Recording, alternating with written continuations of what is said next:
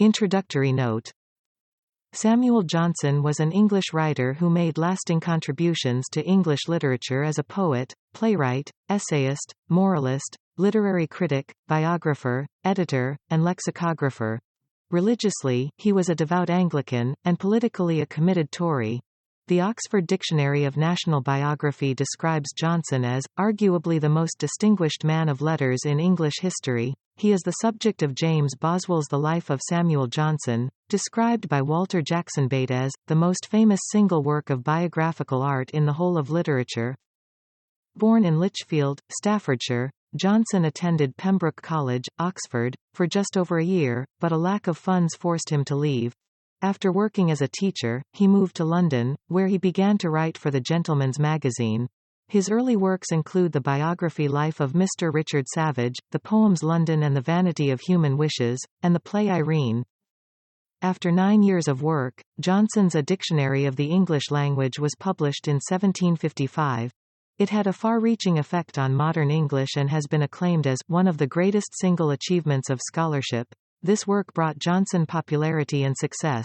Until the completion of the Oxford English Dictionary 150 years later, Johnson's was the preeminent British dictionary. His later works included essays, an influential annotated edition of the plays of William Shakespeare, and the widely read tale The History of Rasselas, Prince of Abyssinia. In 1763, he befriended James Boswell, with whom he later travelled to Scotland. Johnson described their travels in A Journey to the Western Islands of Scotland. Towards the end of his life, he produced the massive and influential Lives of the Most Eminent English Poets, a collection of biographies and evaluations of 17th and 18th century poets.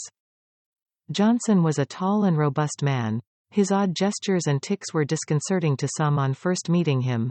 Boswell's life, along with other biographies, documented Johnson's behavior and mannerisms in such detail that they have informed the posthumous diagnosis of Tourette syndrome, a condition not defined or diagnosed in the 18th century.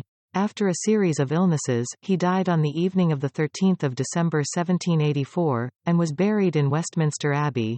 In the years following his death, Johnson began to be recognized as having had a lasting effect on literary criticism, and he was claimed by some to be the only truly great critic of English literature.